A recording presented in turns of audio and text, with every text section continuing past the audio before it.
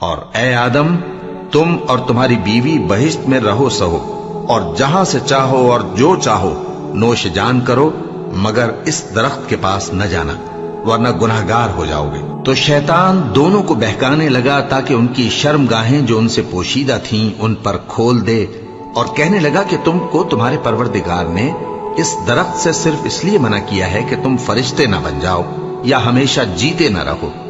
اور ان سے قسم کھا کر کہا کہ میں تو تمہارا خیر خواہ ہوں۔ غرض مردود نے دھوکہ دے کر ان کو معصیت کی طرف کھینچ ہی لیا۔ سو جب انہوں نے اس درخت کے پھل کو کھا لیا تو ان کی شرمگاہیں کھل گئیں، اور وہ بہشت کے درختوں کے پتے توڑ توڑ کر اپنے اوپر چپکانے اور صدر چھپانے لگے۔ اور ان کے پروردگار نے ان کو پکارا کہ کیا میں نے تم کو اس درخت کے پاس جانے سے منع نہیں کیا تھا اور جتا نہیں دیا تھا کہ شیطان تمہارا کھلم کھلا دشمن ہے؟ دونوں عرض کرنے لگے کہ پروردگار، ہم نے اپنی جانوں پر ظلم کیا، اور اگر تو ہمیں نہیں بخشے گا اور ہم پر رحم نہیں کرے گا تو ہم تباہ ہو جائیں گے۔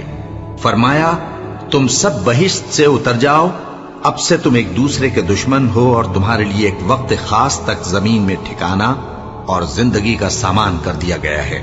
فرمایا کہ اسی میں تمہارا جینا ہوگا اور اسی میں مرنا، اور اسی میں سے قیامت کو زندہ کر کے نکالے جاؤ گے۔ اے بنی آدم، ہم نے تم پر پوشاک اتاری کہ تمہاری